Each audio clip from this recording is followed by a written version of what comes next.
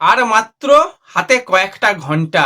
ইস্টবেঙ্গল সমর্থকদের রাতের ঘুম এখন ভালো করে হচ্ছে না, কারণ ফাইনাল ম্যাচ জিততে পারলেই এশিয়ার মঞ্চে আরও একবার ইস্টবেঙ্গল খেলবে। তো সেই ফাইনাল ম্যাচের আগেই কিন্তু ইস্টবেঙ্গল শিবিরে বিদেশি যোগদান করছে। বড় সুখবর শিবিরে বেরিয়ে আসছে, ইকার বড় শাস্তি পেতে চলেছে। Carles Cuadrat super cup champion করেছিল ইস্টবেঙ্গল কেসে, বড় বার্তা দিয়েছে। তো সমস্তটা নিয়েই কিন্তু আমরা আলোচনা করে নেব এই ভিডিওতে।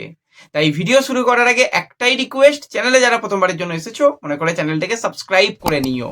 অনেকেই ভিডিও দেখছো হয়তো সাবস্ক্রাইব করতে ভুলে যাচ্ছ, পারলে একটু সাবস্ক্রাইব করে রেখো, তাহলে প্রিয় দলের খেলার সমস্ত লেটেস্ট আপডেট তোমরা এখানে পেয়ে যাবে।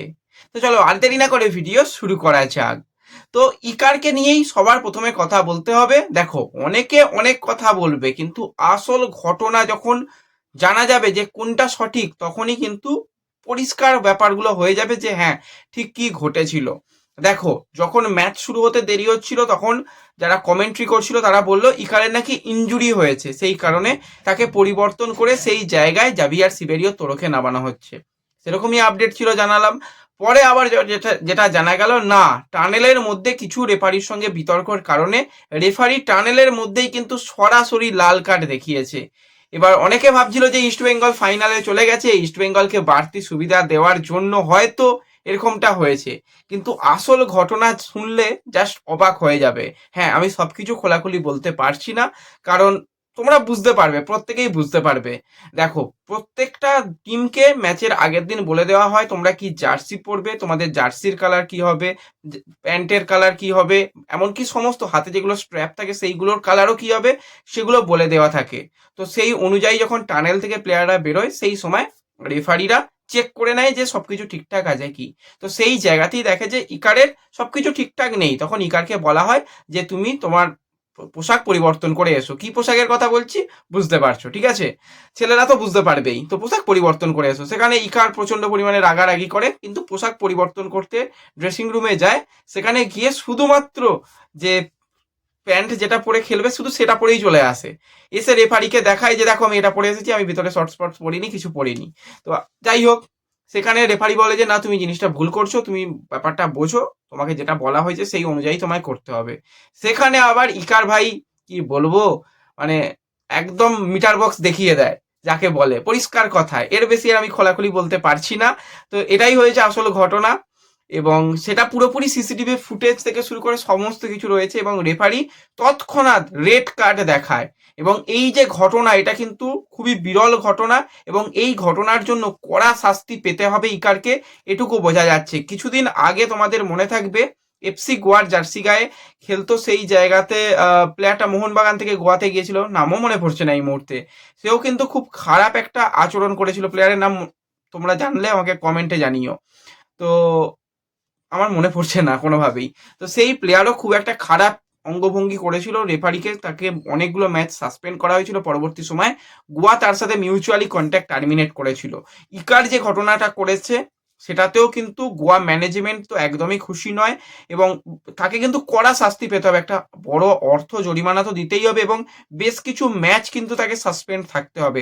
যেই ঘটনাটা ঘটিয়েছে খুব লজ্জার ঘটনা, খুব খারাপ ঘটনা।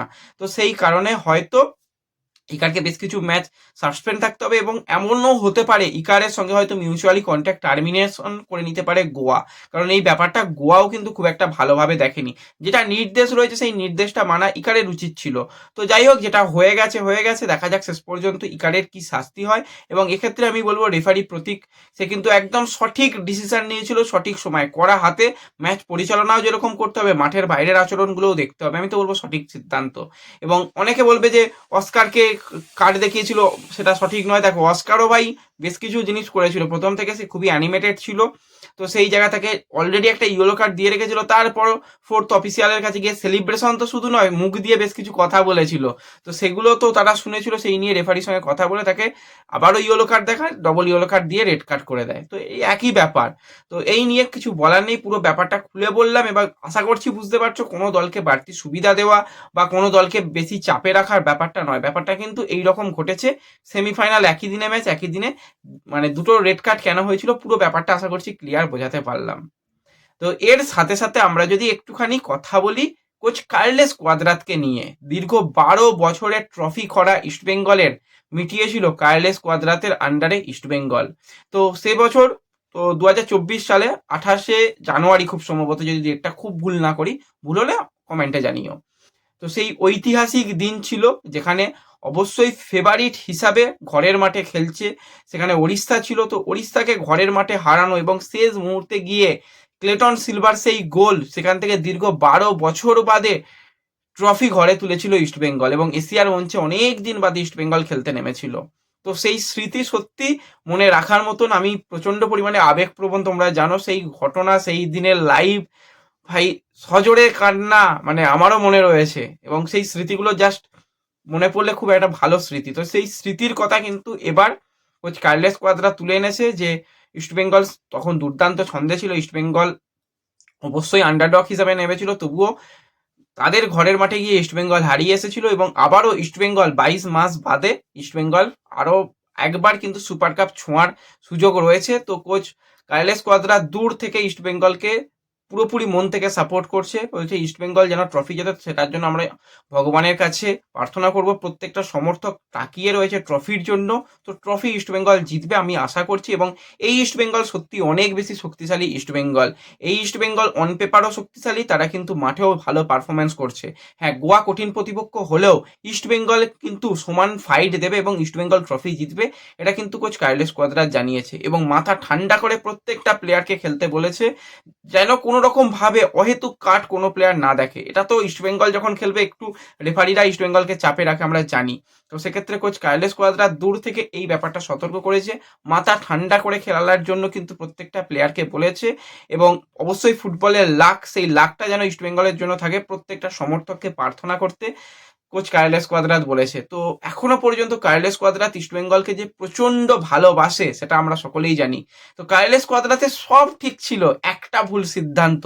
সুপার কাপ যেদিন চ্যাম্পিয়ন হয় তার আগে থেকেই সিদ্ধান্ত হয়ে গিয়েছিল বোরহা হেরিরা সে গোয়ায় যাচ্ছে। বোরহা ইস্টবেঙ্গল থেকে বেরিয়ে যাওয়ার পর পুরোপুরি ইস্টবেঙ্গলের তাল কেটে যায়। যেই কার্লেস কোয়াদ্রাতকে সমর্থকরা মাথায় করে কলকাতায় নিয়ে এসেছিল, যখন যেদিন ট্রফি জিতে কলকাতায় এসেছিল, কলকাতার পরিবেশ আলাদাই ছিল। তো সেই জায়গায় কোচ কার্লেস কোয়াদ্রাতকেও গো ব্যাক স্লোগান, পরপর ম্যাচ হেরে গিয়ে তাকে বিদায় নিতে হয়েছিল। তো যেটা হয়ে গেছে হয়ে গেছে, কিন্তু সমর্থকদের প্রচুর ভালোবাসে কোচ কার্লেস কোয়াদ্রাত। ভবিষ্যতে যদি কোনোদিন সুযোগ থাকে আবারও কোচ ফিরে আসবে সেই আশ্বাসও দিয়েছে এবং অনেক অনেক শুভকামনা ইস্টবেঙ্গলের টিমের জন্য পাঠিয়েছে দূর থেকে কার্লেস কোয়াদ্রাত। তো প্রফেসর কিন্তু ইস্টবেঙ্গলের জন্য শুভকামনা রেখেছে এবং কার্লেস কোয়াদ্রাতের আরও একটা ভুল সিদ্ধান্ত ছিল সেই সময়, যে ভিক্টর ভালস্কুয়েজের মতন একজন প্লেয়ারকে নিয়ে আসা। তোমাদের সকলেরই মনে থাকবে ভিক্টর ভালস্কুয়েজের কথা, ইস্টবেঙ্গলে সে খেলে গিয়েছিল। তো এই স্প্যানিশ প্লেয়ার কিন্তু অনেকটা লেটে সে ফুটবল ক্যারিয়ারের পিক লেভেল ছেড়ে ইস্টবেঙ্গলে খেলতে এসেছিল 36-37 বছর বয়সে এবং ইস্টবেঙ্গলের জার্সি গায়ে কয়েকটা ম্যাচে অল্প গেম টাইম এবং খুব একটা সে কিছু করতে পারেনি। তো সেই ভিক্টর ভালস্কুয়েজ কিন্তু এবার ফুটবল কেরিয়ার থেকে অবসর নিল। সে তার সোশ্যাল মিডিয়ায় জানিয়েছে যে সে ফুটবল কেরিয়ার থেকে অবসর নিচ্ছে। তো অবশ্যই খুবই একজন ট্যালেন্টেড প্লেয়ার, মেসির সতীর্থ, একসাথে মেসির সঙ্গে ইউথ সিস্টেম থেকে উঠে আসা, হয়তো খুব ভালো ফুটবল কেরিয়ার না গেলেও একজন ভালো মনের মানুষ কিন্তু ভিক্টর ভালস্কুয়েজ। পরবর্তী সময় অবশ্যই কোচিং এর মধ্যে ভিক্টর ভালস্কুয়েজকে আমরা দেখতে পারবো আশা করছি। তো তার জন্য কিন্তু অনেক অনেক শুভকামনা রইল। তার পরবর্তী কেরিয়ার, যেটা কোচিং কেরিয়ার তিনি শুরু করছেন, আশা করছি সেখানে খুব সাফল্য তিনি পাবেন।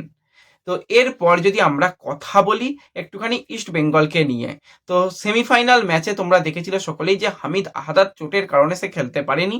ম্যাচের দুদিন আগে তার একটু হ্যামস্ট্রিং ইঞ্জুরি ছিল, কিন্তু যেরকমটা সুখবর পাওয়া যাচ্ছে যে সুপার কাপের ফাইনাল ম্যাচে হামিদের খেলতে কোনো রকম সমস্যা হবে না। টিম ডক্টররা সেরকমটাই জানিয়েছে, ফিজিওরাও সেরকম জানিয়েছে যে কোনো রকম সমস্যা নেই। এবার সম্পূর্ণ আজকে একদম শেষ দিনের অনুশীলন, সেই অনুশীলনে দেখা যাবে যে কতটা ফিট রয়েছে হামিদ। আশা করছি সম্পূর্ণ শক্তিশালী হয়েই কিন্তু হামিদ ফিরবে এবং ফাইনাল ম্যাচে হামিদকে নিয়ে অনেক কথা হচ্ছে, ফাইনাল ম্যাচে যদি হামিদের গোলে ইস্টবেঙ্গল যদি ট্রফি জেতে সেটা তো সব থেকে বড় পাওনা হবে। তো হামিদও চাইবে ট্রফি জেতাতে ইস্টবেঙ্গলকে।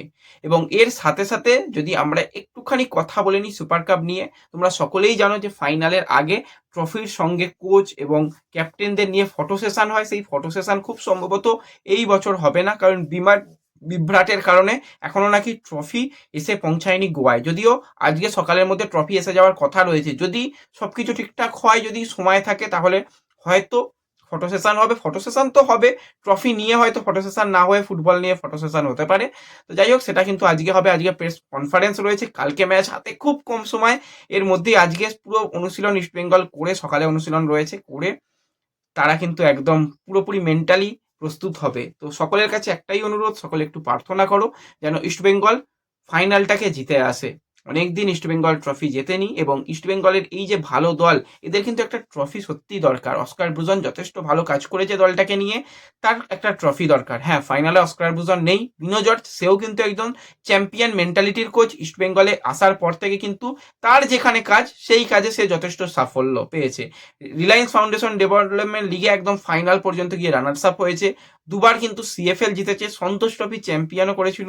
কেরালাকে তো ওভারঅল চ্যাম্পিয়ন কোচ কিন্তু ফাইনাল ম্যাচের দায়িত্বে থাকবে। তো আশা করছি ইস্টবেঙ্গল ভালো ফলাফল করবে। তো ব্যাস, পুরো বিষয়টাকে নিয়ে আলোচনা করলাম। আরও অনেক লেটেস্ট আপডেট আমরা শেয়ার করবো পরপর। তো অবশ্যই যারা নতুন আসছে চ্যানেলটাকে সাবস্ক্রাইব করে রেখো। তো দেখা হবে পরবর্তী ভিডিওতে। ধন্যবাদ।